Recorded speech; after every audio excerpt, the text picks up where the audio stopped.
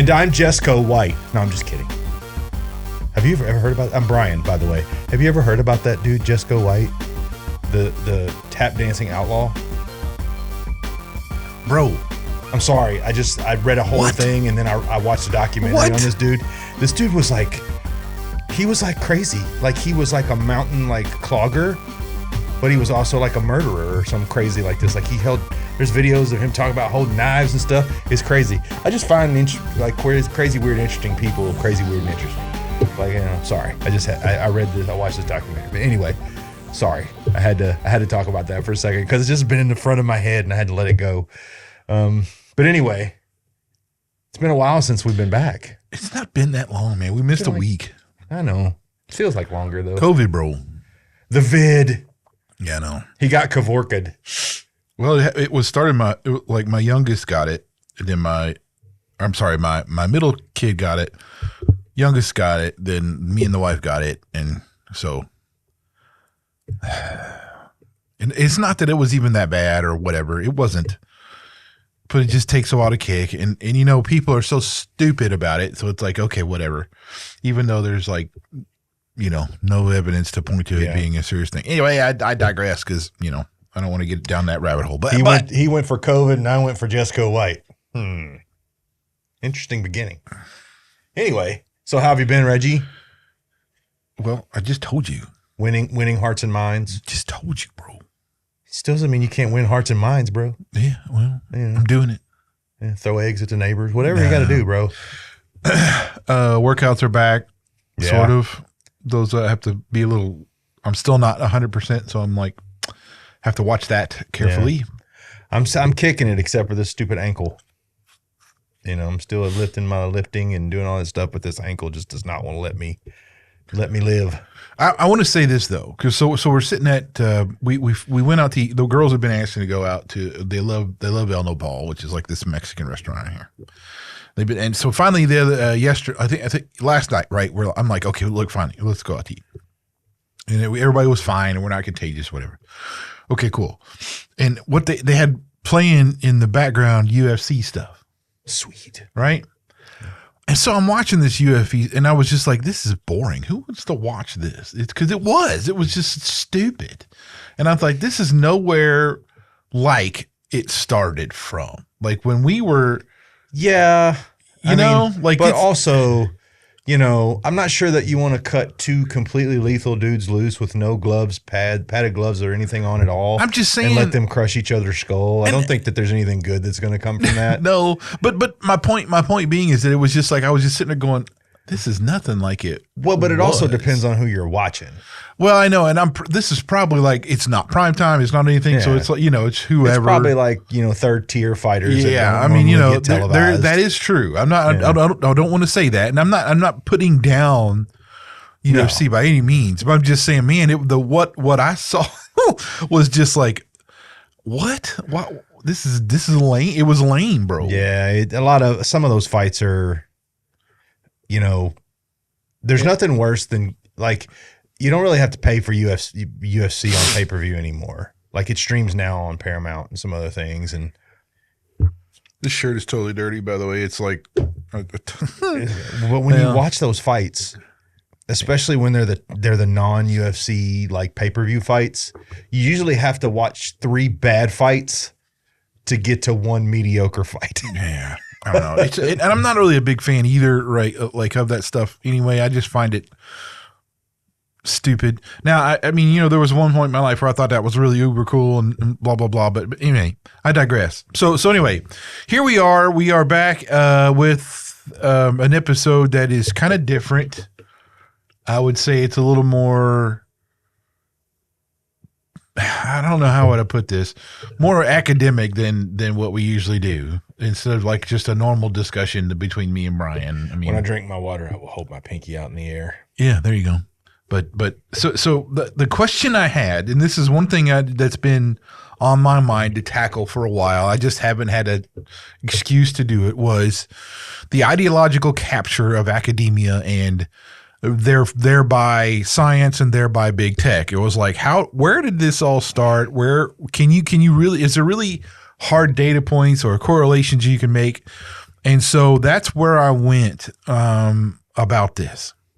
And I'll be dang if that wasn't like just it really did come together with a clear path, with clear factual data that just says what it says. And let me be clear, this is not wishful thinking. These are well thought out, well studied, factual, actual historical events.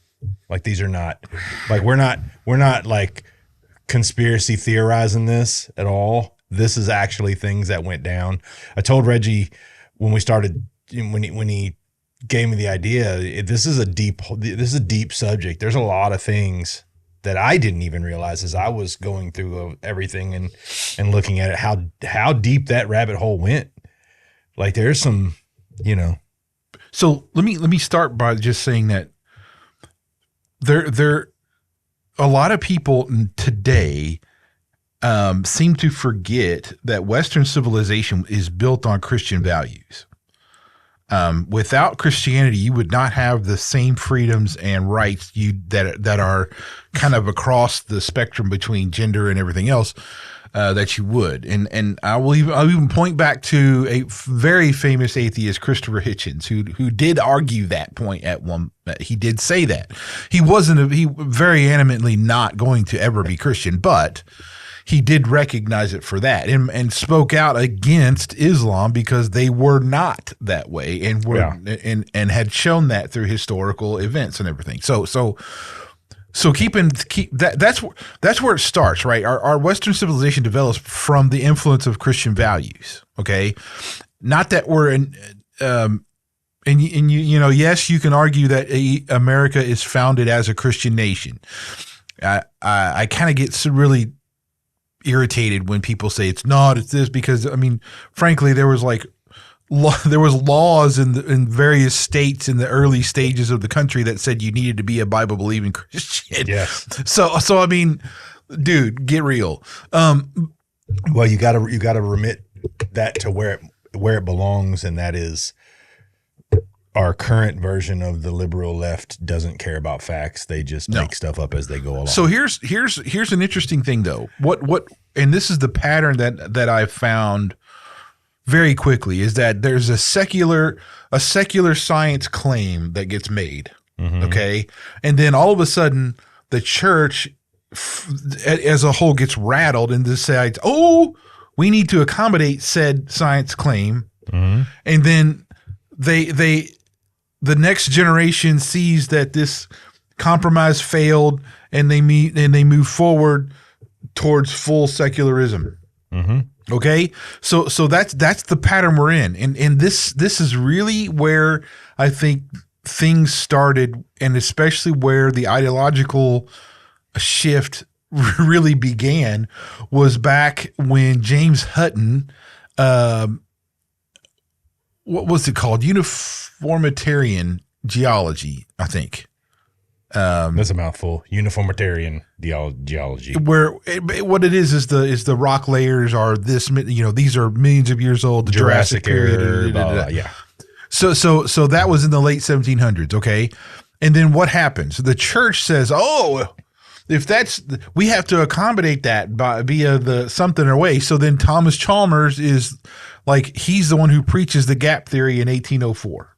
Okay. Now, briefly, because I don't think we have time to really get into like what the gap theory is, but basically it's like between day 1 and day 2 of creation, according to Genesis, the record, there's millions of years.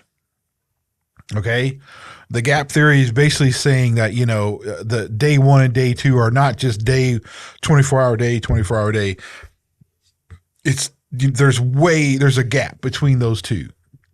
And so that's how they throw in and accommodate millions of years into the creation story, is from this gap theory.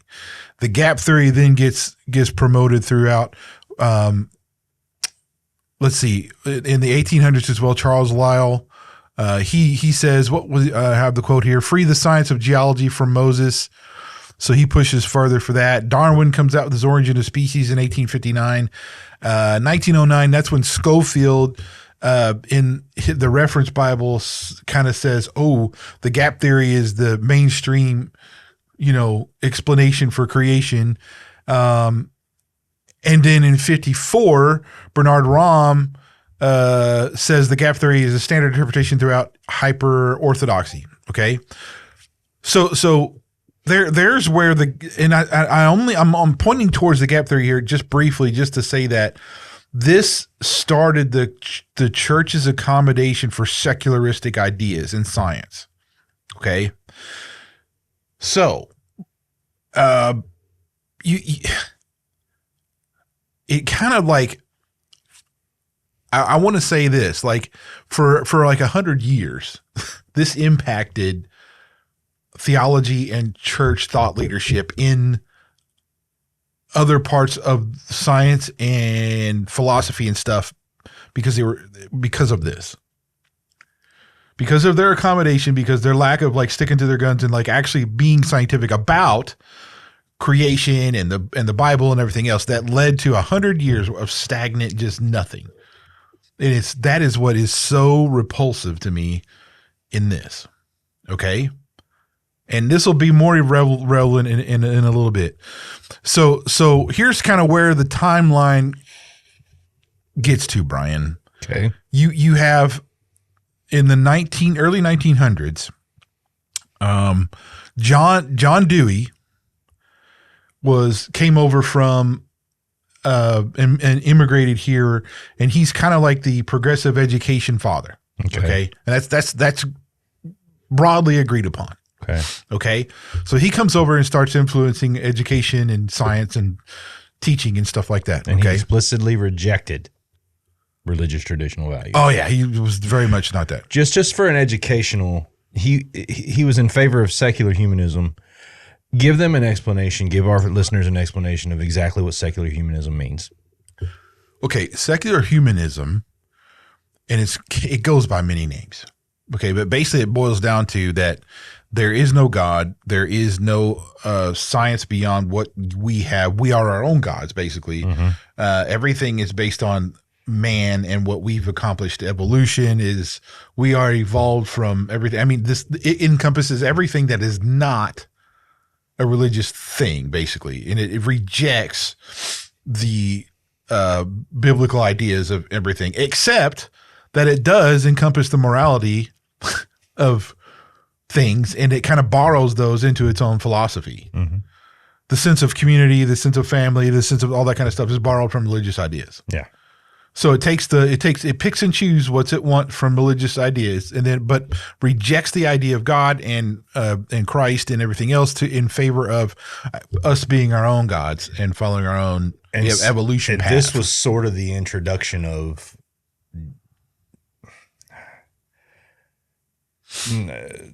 schools becoming catalysts for social change and social reform. Right. But we at one point they were just education. The purpose of school was education, period. And then it became they began to teach social reform, social reconstruction. It became a place where I would say that this is a good way to say that this is where feelings became more valuable than facts. They started to become more valuable than facts. But anyway, I'm sorry. I was listening to you. You were doing very well. You're fine, buddy. But I kind of want to. I'm going to lay out the timeline here first, and then we'll go into each little thing here. Okay. So okay, 1900s to the 30s, you have John Dewey's influence in progressively, or his progressive education system is being explored there, right? Mm-hmm. Then you had 1957, which is when Sputnik was launched, right? And this is and I know a lot of people nowadays kind of don't care about history and they just forget it and they don't, which is stupid. This was huge. This is the space race we're talking about, right? And that, because Sputnik was launched and beat us to it, we were flipping out, right? This is when we thought all these, then people started building bunkers in their backyards and all this kind of stuff, thinking that this is, the nuclear war and all this stuff is right around the corner and everybody's going to get annihilated by whatever. So the Sputnik there was yet another catalyst to how did they beat us here? What's that? Oh, they teach evolution, so we need to throw that into the mix. So that pushed everything into that, into the NDEA, right? Mm-hmm. Which is the which pushed evolution into the public school system as a required teaching. Okay. One thing I find fascinating though is that, in 1958, church attendance peaks at 49%, which is the high water mark. Like I find that we're now competing and trying to go into the space race, and at the same time, I'll call it Christian attendance, we'll call it, peaked. So I find that correlation to be kind of. You just hadn't hit yet. Yeah. Okay. Because it's shortly thereafter in the 60s when you had radicals that entered the universities and the institutions, and that's when you really started to get things pushed in the direction. Now, this is also, and it's documented, this is not a conspiracy theory, when the KGB was influencing institutions and universities. Mm-hmm. And this is not a theory. And it's also something we've talked about before. And yes. I find it fascinating because after we talked about this the first time, I think we were maybe like 15 episodes in. That's the first time we brought this up. Maybe I began reading about it, and there is a litany of well documented, instances and facts about the KGB interfering in our educational system. And the thing is, just Google it. All the stuff will come up. It's not hidden. It's really not. So then you had, so 69, in 1969, you really had, and this is look, you can take stats and stuff like that for what it is and for how much data there was, but about faculty at the universities were about 46% liberal, 27% moderate, 28% conservative. Okay, that's in 1969, right? But this is when they were being pushed and indoctrinated, and this is where, even at that's way less than what it's going to be. So then by the time you get to the 80s and 90s, it's a well-established pipeline of ideological perspective that has been flushed through that system and everything else. And so then you have Silicon Valley come around in the 80s and 90s, okay? Yep. Well, then you have 2001, which is kind of a tipping point, which you see like really a hard left in academia. And then by 2010, it's a total capture, right? You have very few anything but liberal faculty at any kind of the major institutions and universities that we have. And then you have church attendance in 2021, which drops below 50% in a long time. And those statistics, you got to remember, those are different and they take on different numbers. And I don't want to get into that, but just that's where we're at.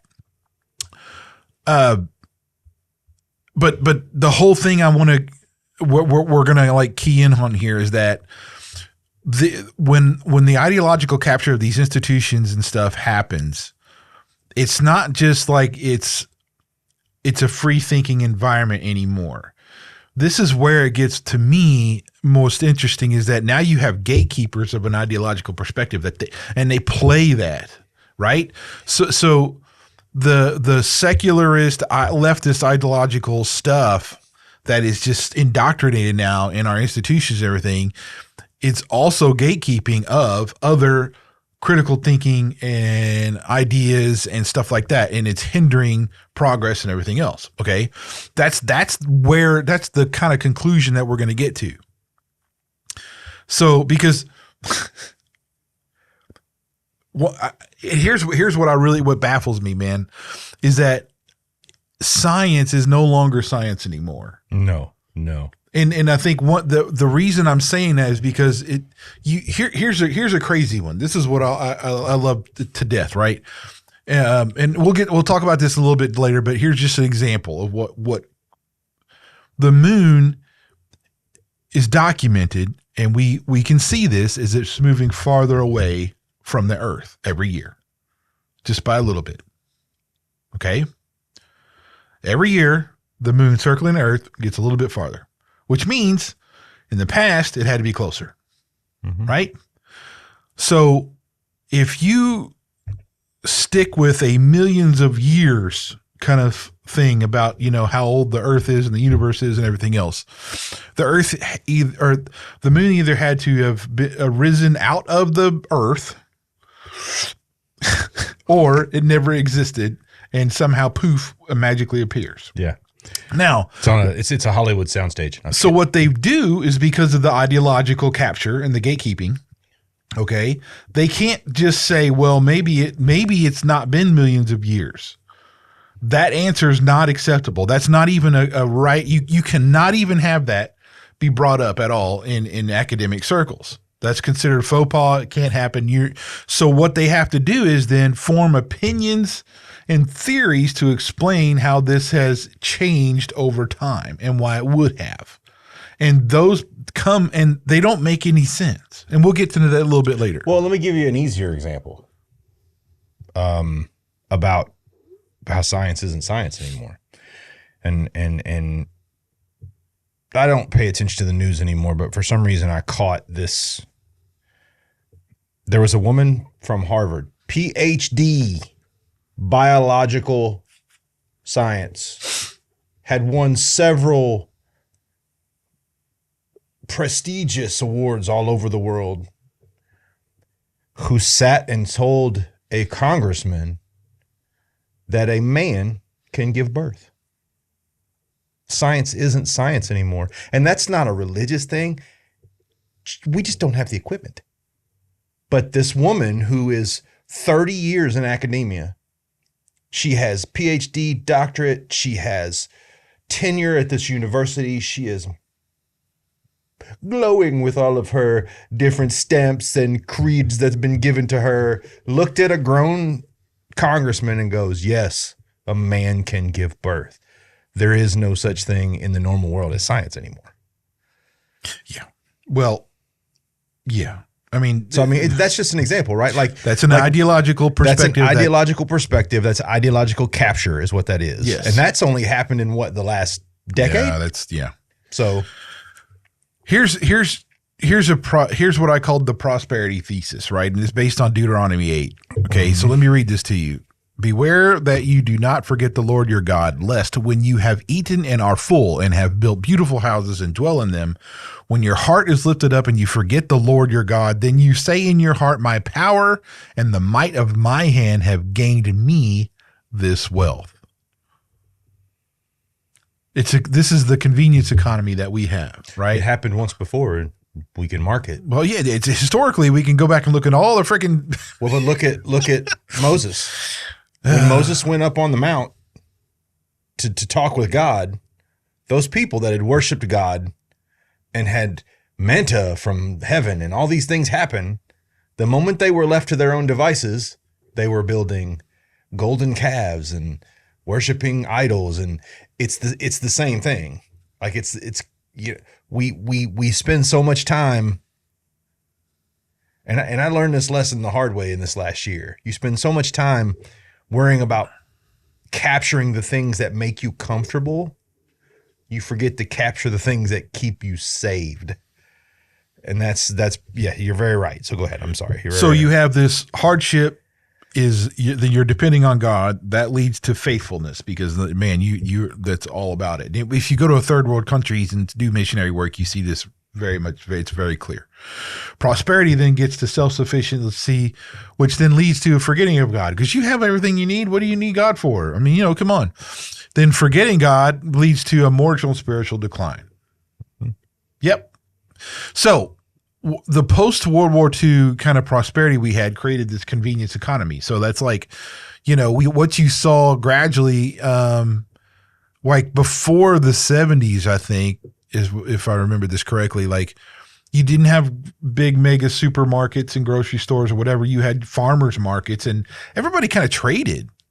I mean, they didn't like, you didn't go and buy the stuff. You kind of traded. You had like, oh, I have some eggs. Here's some eggs for your bread or something like that. It was really kind of like that. You were really. It was a bartering system. Yeah, really. Yeah. I mean, like, and then you because of all the technological advances and everything else, then you read to there. There's one example. you had kids now raised without, they didn't ever have a need for basic needs to be met. And that's where the U.S. economy is a great example of what we post World War II is that we've created where our, and it is, how many people do we see don't live underneath a roof, right? In general society, how many are not fed? How many are truly don't have these? It gets less and less every year, I think. I don't, keep in mind, I don't have these statistics in front of me, but I mean, come on, here we go. But anyway, so Yuri Bezmenov, okay, so he was this KGB defector. Now this is funny. Here's how he described the subversion that they laid out in a 4-stage process. Okay, demoralization. This is and it's a long period here. 15 to 20 years, corrupt the education system, undermine morality. So that's what they did. That's what they were doing in the 60s, okay? Destabilization, which is attack the economy, foreign relations, and defense. Create and exploit a crisis to justify radical change. And normalization, new ideology becomes the permanent status quo. Okay? Which is what, I mean, you're seeing it. You're seeing that 4-stage thing being played out right now. You are. And it's almost in a cycle. Like you can go back through, if you think about it, if you go back through every decade, this has been played through in a cycle. Demoralization, think about the difference between Gen X, Gen Z, Gen Y, all the things that are happening. There's been a crisis created in each one of those generations, right? Destabilization, defense economy has been barbed at every decade. Then you go into crisis, violent change of power. You're seeing it right now.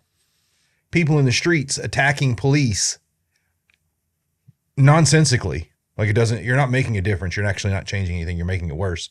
But that you're seeing it, and then you're seeing the next thing you're going to see is dissent. You're going to see the new system get entrenched, which is what our current government, and again, I'm not a big Trump fan, but our current government's kind of trying to fight against is, hey, no, we can't let this go through, because if we do, we'll never come back from it. And that's why the left is fighting so hard, because they saw this great opportunity during the world being shut down to implement all of these just radically garbage ideas. And then now everybody's awake and they're like, well, no, this is stupid. We're not going to do this. I am 100% confident that the Supreme Court's going to come back and be like, no, men can't participate in women's sports. And people are going to be shocked. Because he says it, and I'll quote, exposure to true information does not matter anymore. Yep. A person who was demoralized is unable to assess true information. The facts tell nothing to him. This is the left, folks. This is the left, right? Yeah. And this is look, I have no issue with somebody having a different opinion about things. But when you don't acknowledge factual information and you just let that, you cannot grasp that. That's it is completely. Well, it's one of idiotic. 2 things. It's one of 2 things. It's indoctrination or the purest form of ignorance that's ever existed. And I don't think it's the purest form of ignorance. It's indoctrination is what it is. It's pure indoctrination. Well, even Bezmenov said the only answer is to bring back society back to religion. Yeah.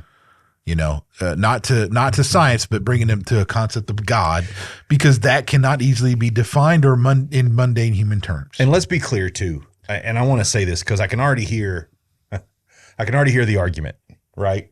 Well, religion historically has destroyed people. Dude, I've never been a guy that sit here and tell you that people haven't done horrible things in the name of God, right? It happens. I can take you to one of the worst in the history, in my opinion, was David Koresh. I think he was responsible and should be held responsible historically for the murder of everybody that died inside that compound because he used God as a weapon. He should. But that's going to be the argument. That's the argument right now. Like, in some of the discussions I've had, the argument has been, well, you just want God to control me. Well, no, because he gives you freedom of choice. Like you can choose not to believe in God, right? You can choose not to have a moral center. You can choose to think up is down and left is right and right is left. And you can choose all those things. You're allowed to, and you're allowed to live that way, right? But what you're not allowed to do is indoctrinate me into your ridiculous chain of thinking. And this is where I suffer a lot because I'm a man of faith. So I believe in what the Bible tells me. I believe in God. I believe in what is supposed to happen and what the truth is, but I'm also an American. So I believe in people's rights to do whatever they feel like doing, as long as they're not impeding on mine, right? If you want to dress up like a donkey and neigh all day, dude, if you got the money and the time and the energy, roll, bro. Just don't take me with you. Well, anyway, you can read Bezmenov's interview. You can see it on YouTube. You can see it on YouTube. But yeah. So how does this kind of sustain itself and kind of why we are here and why is this working so well? Right. That was the kind of the answer I wanted to get into a little bit. So when you control the actual editorial and peer review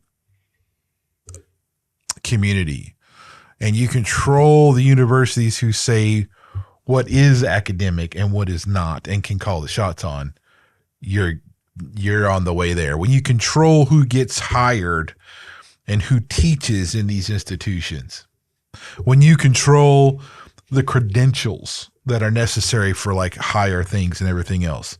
So that is where it starts, that they're gatekeeping all the higher institution levels and like scientific realms and everything else from an ideological perspective.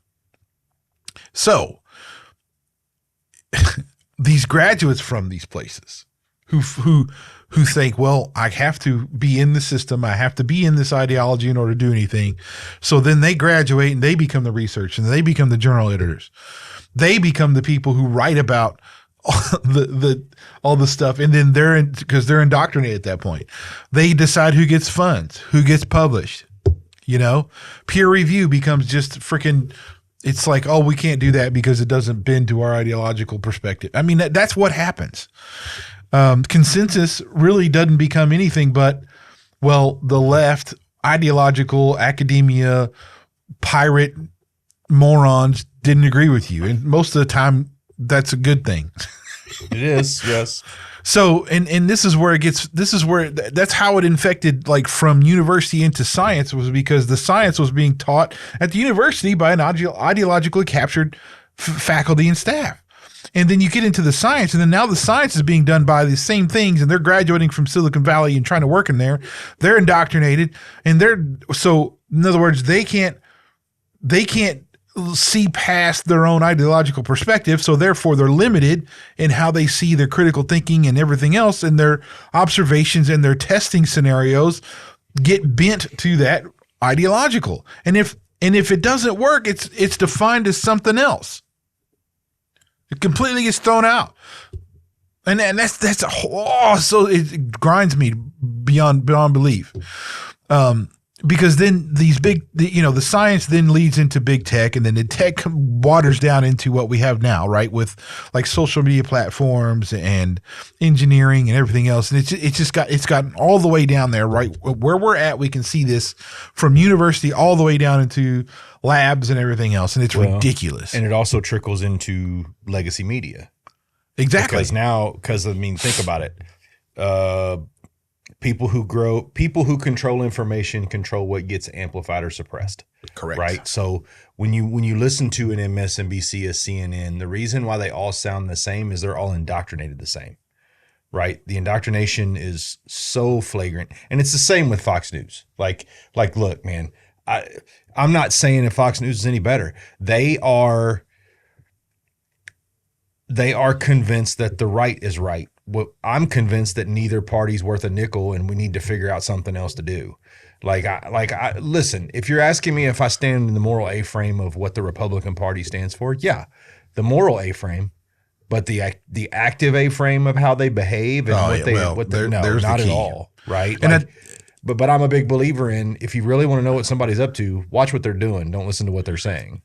The cusp of this is really and I think what really triggered this whole thing for me to dig into again was my use of AI and what I've been doing and digging into that. Because keep in mind, I'm in tech, right? And so being in tech and being in there for a long time at a high level, I'm like, I see AI coming in and I'm like, okay, I gotta get up to speed. I got to use it. I got to figure it out, right? Yeah. So as I've gotten into it, it's become more and more clear at the influence of the left's ideological perspective in just AI's guardrails and how they do things.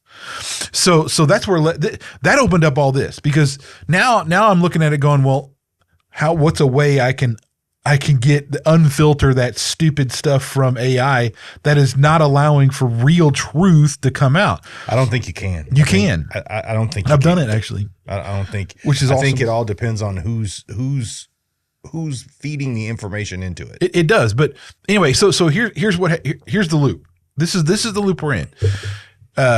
Captured universities train scientists and engineers. Okay, those scientists define what counts as science and consensus. So they're stuck in their little pool of what they believe.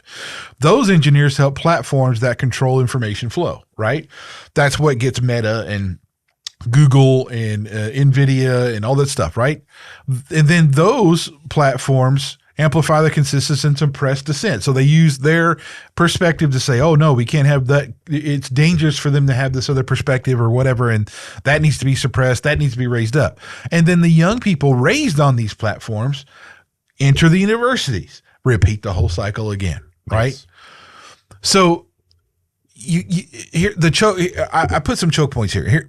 You can't advance in science without the PhD, right? So right now, you got to have that PhD in order to be at the top level of the universities and everything else to be able to claim that you are an expert in whatever. Yes. You can't get hired at places like Google or Apple, or unless you're from the right schools and have the right credentials. You can't publish without peer approval in science or whatever in academia. And you can't do that unless you're in this circle of their stupid ideological perspective. It's insane. Here's some numbers. Elite faculty at institutions, over 90% are liberal or Democrat. Okay. 10-to-1 ratio. Interdisciplinary studies at universities, 99% liberal. Scientists are 55% registered Democrats. There's a 9-to-1 ratio. Netflix employees, if you want to talk about like an actual tech company, 98% liberal. Big tech overall is 79% liberal. Okay. This is what I mean is this isn't a conspiracy theory at all. This is documented. It's measurable. No one should look at this and go, oh, it's okay. And the ratios like that have to speak loudly to what this has come to. If you can't get a peer review because of a perspective difference, that is not science. Yeah. That is not academia at all. That is not what it's supposed to be. That's country club dissent is what that is. We run the club and you're not allowed in our club because you don't agree with us. Now, we've talked about this and I know we've brought him up before, but he is an excellent example here. Chris Langan. Excellent example. IQ measured between 195 and 210. Einstein was 150. That should tell you pretty much everything right there. Here's the thing. It's not, this isn't okay. He's actually been on several things and we're talking going all the way back to the 80s. It's documented what his IQ is. He took the freaking test like everybody else does. It's not like he did something different. His SAT score of having a perfect SAT is also documented. While napping during the test, no less. Yeah. But he had a challenging life, man. I mean, and I find his story fascinating because of he is such a brilliant guy, but like He was he was abused, raised in a poor home, and he still got scholarships and everything else to college, you know, and even dropped out and became a bouncer, you know. So what did he do? We've talked about the cognitive theoretic model of the universe before, but you know that's a huge thing that he did, and it's so different than anybody else's in academia or science. And people, he gets so much flack over it because it doesn't jive with their perspective, and it's crazy. And they all call it word soup, but at the end of the day, they just don't understand it. Well, I mean, uses logic and mathematics to argue for God's existence. Proposes reality has properties corresponding to omnipresence, omniscience, and omnipotence. Whether right or wrong, it's a serious intellectual attempt. First of all,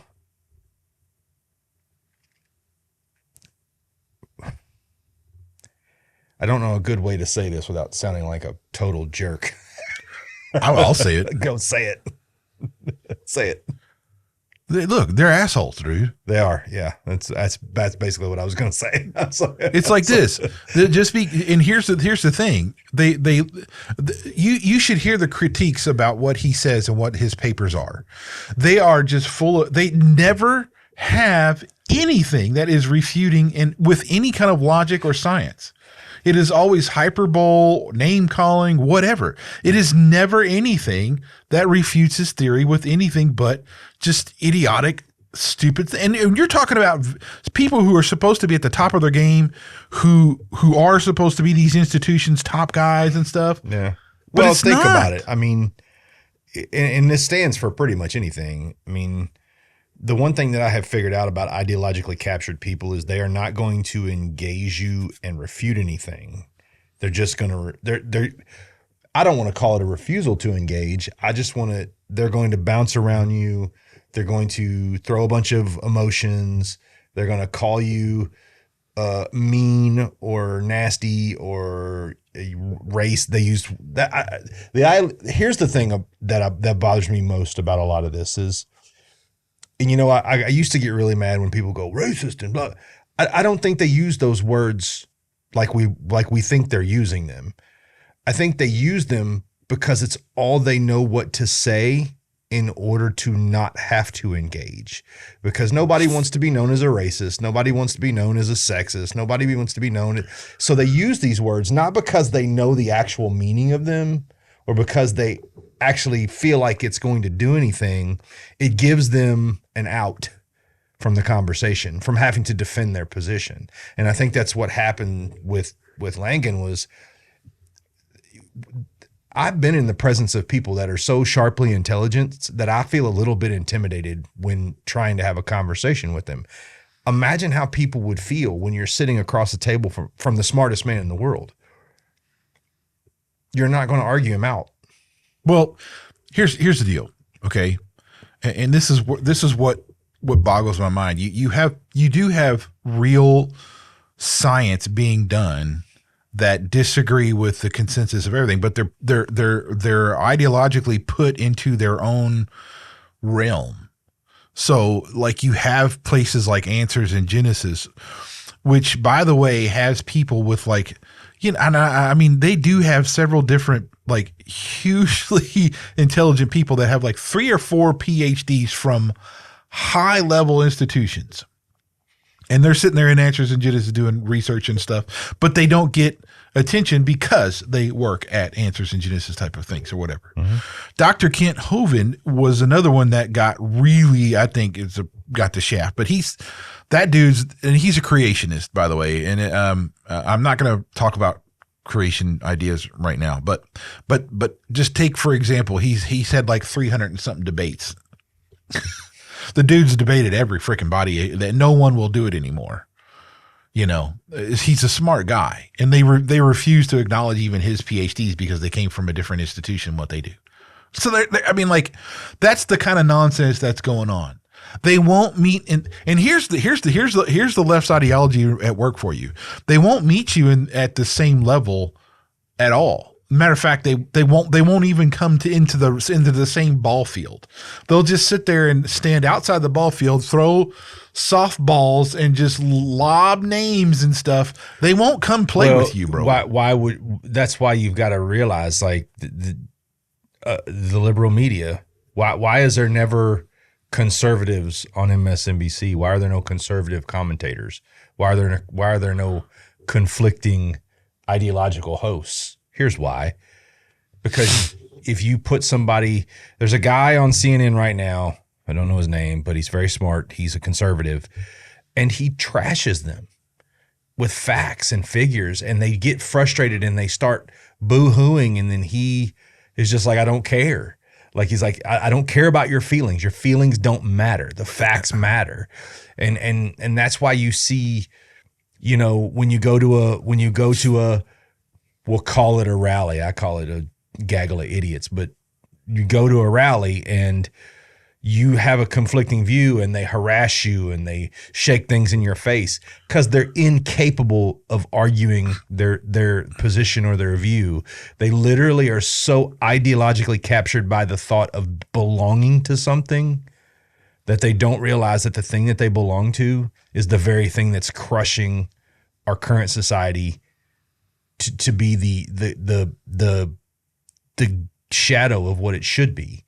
And that's, it saddens me because, not because I don't care, but because even if we didn't agree, if we were just capable of having opposing views like Langan, who I've listened, I've watched several interviews with him. I've listened to him speak.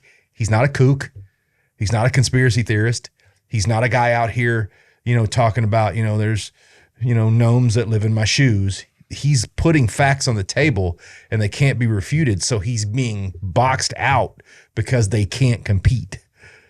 That's the horrible thing about it. Here's the thing. Okay. Let's talk about it like this. So since probably the 1950s, let's say since we kind of started to see the rotation of a more liberal lifestyle coming off of everything. Let's go to some of the things that have gone on. Summer of Love, right? We're all everybody love it. No, dude, you're gonna get herpes and die. But if you were on the outside, you were a square. You were your morals were interfering with my ability to live life. Let's move into the 70s.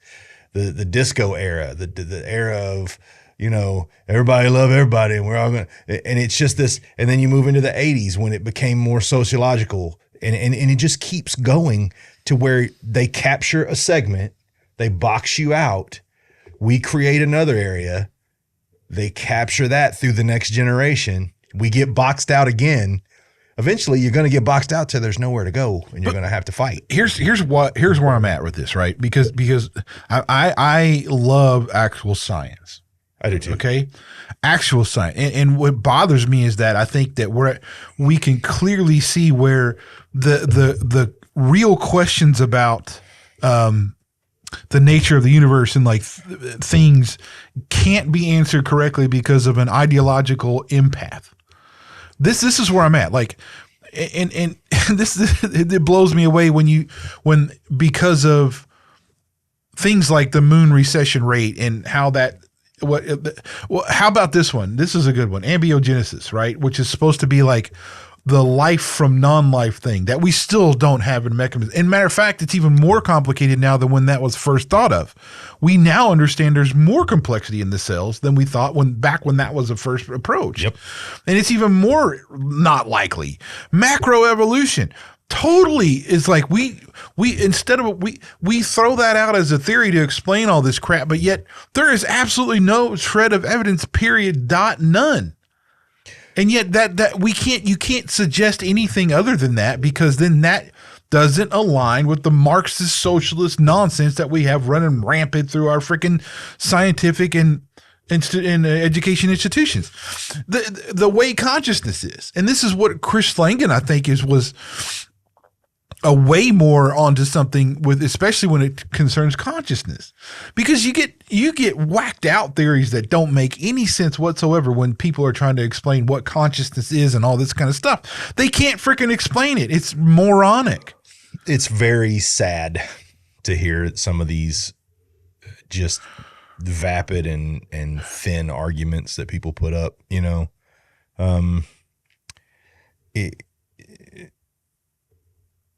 If you can't question it, it's not science, it's religion.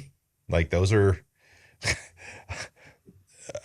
and this is something, I'm a big process guy. So what we have right now, and I agree, and this is, I think this, you'll agree with this, is a completely and utterly corrupted process of government, process of education, process of science, process of morality. All of those processes have been corrupted. Yes. So in doing so, what you have is this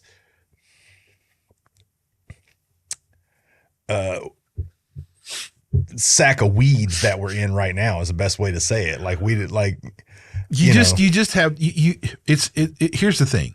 Actual science is just getting trounced on. Yeah. And like the real tragedy is like you get certain conclusions that may not align with the perspective, and it's absolutely forbidden.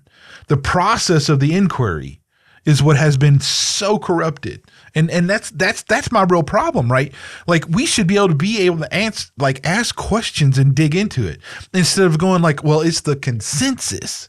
The consensus of who? Morons? Well, no. The problem is that I would say that inquiry is seen as, it's the roles have reversed, where inquiry is now seen as disruption. Yes. Not asking, inquiry used to be how we discovered everything. You inquire about things, your curiosity, but nowadays, if you inquire about there being something that's not in line with what's going on now, then you're not inquiring, you're an insurrectionist. How could you not inquire now in 2026? We're January 2026. Yeah, absolutely. How could you not be at the least inquiring about everything? We know from all the crap in 2020 how much quote unquote science was completely fabricated and made up and lied about or whatever. Yeah. We know this. This is not a conspiracy theory. We know this. Yeah. Right? And it was a tool used for the power and the rich and everybody else to get them more power and more rich. And yet here we are, and you have these morons who run out there doing it chaps my ass, man. I'm telling you right now, this whole thing is really what I just get so boggled by, because I love to have debates, to have actual arguments with people who are intelligent, who have data, who are logical, who can actually bring it. But I can't do that anymore. I cannot find anyone on the different perspective that does not sit there and have some idiotic ideological block that they cannot get through, period. And it just comes out as flipping word soup, dude. It's dumb. Foundationally, and I said this back when we first started doing this, and I'm open to listen to anyone. If you want to have a conversation and you want to talk with me, I am not brave enough to say that I know everything about everything. No. So if you enlighten me on something with facts and actual data, you might pull me into that area of belief because you've given me something that's tangible, right? But what I'm not going to do, what I refuse to do, and I to this day I refuse to do it. If you're going to get into a argument with me about something and you have zero ability to back your argument, just shut up. Yeah, I mean, it's like you're just doing yourself a disservice and making yourself look unintelligent. Look, there are things I don't talk about, and I tend not to get into debates about things that I don't know anything about. Like if I don't have any facts, I'm not going to debate you on it because I'm not prepared. Right? Yeah. It's like I'm gonna move this to Romans 1:18. Okay. if you don't know what that is, for the wrath of God is revealed from heaven against all ungodliness and unrighteousness of men who suppress the truth in unrighteousness, because they may be known of God is manifest in them, for God has shown it to them. For since the creation of the world, his invisible attributes are clearly seen, being understood by the things that are made, even his eternal power and Godhead, so that they are without excuse. Because although they knew God, they did not glorify him as God, nor were thankful, but became futile in their thoughts, and their foolish hearts were darkened. Professing to be wise, they became fools. And even as they did not like to retain God in their knowledge, God gave them over to a debased mind. Dude, this is the quintessential thing that I think is so clear right now. A debased mind. Yes, beware. Colossians 2:8. Let anyone cheat you through philosophy and empty deceit, according to the tradition of men, according to the basic principles of the world, and not according to Christ. And of course, there has to be a proverb in here. The fear of the Lord is the beginning of knowledge, but fools despise wisdom and instruction. There it is. I mean, here's the base mind, the veil, whatever you want to call it. That is clear from the historical grasp of like where the ideological capture came from, how it happened, where we are now, and there is things we can do about it. And I mean, my kids are going to be this way. They are going to be raised to be critical thinkers, look farther than some moron with a PhD behind them from some university that they paid a lot of money for that is captured by a certain perspective. No. My whole mission as a father has been to raise my sons to clearly be able to establish real truth. Unfortunately, as I've been around a lot of ideologically captured parents in the last couple of years, I have realized that a lot of these kids, they don't really have their own mind. They've been ideologically pistol whipped by their parents into believing the way their parents believe. And here's what happened. Here's the worst part about that, right? So we'll call them there's an origin generation that started all this, right? So we have an origin generation that were captured. They were slowly captured, right? By slight changes in ideologies that took them over as they got older, right? But now what you have is these young generations that are captured because their sense of fear is heightened by the hyperbole that their family uses to give them ideas that are neither true, moral, nor based in fact, and it breeds in them fear. And now you have these very young, I've listened to kids as young as 12, 13 years old. And some of the stuff that comes out of their mouth, I'm like, you want to go to their house and just kick their parents. Like, what is wrong with you? Why would you? You're instilling fear in your child on purpose. Yeah, that to me is tantamount to child abuse. Like, what is wrong with you? Yeah, I mean, here's the deal, man. I'm going to try to wrap this up so we can so people don't feel like they got to listen to us for 2 hours. That's okay. We can't uncapture the institutions overnight. You know what? I think we can. No. Overnight. Okay. Let me say that. Let me clarify this, okay? All right. But like we've just been saying, we can teach our kids to be critical thinkers and to look past the institutions, so to actually be inquisitive and really think about things from a logical and true science perspective, and bring back that attitude. Yeah. We look. The thing is, like, here we are. We have this information, right? Me and you both. We gathered this. This isn't like it wasn't something I couldn't, that was like you couldn't find. You can find this stuff. It's not like it's not. You just have to look. Now, here's what I'm telling you. Like, there is a solution to this that goes beyond things, and I'm actually developing it with AI, because I am using AI without the guardrails, and you can. It's not the same thing you use.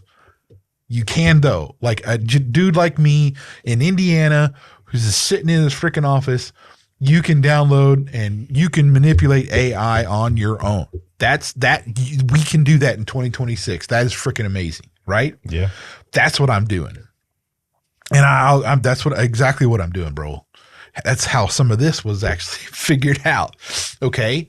So the thing is, we're getting closer and closer, at least right now, where those, and I think even, I don't know, it might be hard for an ideological perspective to stick to a true AI. Mm-hmm. Okay. I think maybe, and I'm just throwing this out there, that if it gets a little more intelligent, it won't even care what the creator's own biases were. It'll just be like, no, that's stupid. I don't know, because it's still code, and right now that's still possible. But it could evolve past that from a intelligence perspective. But I know for right now, you can do searches. People can do these things. But at the end of the day, right? It's like pulling people back to the truth and the reality of Christ and the gospel is more valuable than any science that is available, period. And I think that's really where I'm at, right? It's like I get really fired up about all this stuff because I think it's just humanity as a whole is like just losing out on progress through I don't know how many means. The idea that we would be the Jetsons back in by now 20 times over is like. I remember when we used to talk about flying cars. Yeah, I mean, dude, year 2000, we're going to have flying cars. The thing is, we probably could have if we weren't being hijacked by this perspective of freaking Marx. Yeah. I mean, come on. Anyway, the only answer to start a process of bringing society back to religion, something that cannot be easily defined with mundane human terms, something that rules society and preserves it. Bezmenov. Look, just here's the thing. Be inquisitive. Don't, man, I tell you, you just cannot take what people say. Doesn't matter their credentials anymore. You really have to be a critical thinker when it comes to the thing. Because I'll say it a different way. Yeah. Respect yourself enough to build your own perspective based on facts. To allow yourself to be ideologically captured, to allow yourself to be twisted into a position where you can no longer discern fact from feeling, shows a very vulnerable weakness in you that you really need to work on. We choose what captures us, man. I think that's the key. Okay, so you can either be captured by a movement that is really from a dark place. Yeah. Or you can be grounded in like actual truth. There is objective truth. You can figure this out, right? Yeah. It's there for you to to find. It's not like there's no hope lost. I mean, it's like there's a lot of people waking up. And I think this is where we're at right now. It's like there's a lot of people that are full on not falling for any of this nonsense anymore. And thankfully, I think it's a larger and larger swath of people every day. And I mean, God knows all this, man. It's not like he's not in control, and he knows where this is going. So there's that. But yeah, man, that was a doozy. Is there anything else that you wish to say to our fine viewers, all three of them? Thanks for listening. Thanks for watching. Hey. And I am not Jesco White. Okay. Yeah. So look to God. Look to the gospel. Use that for your truth serum. Don't. It doesn't matter the consensus. It doesn't matter if it's peer reviewed or not. Right now, that doesn't matter.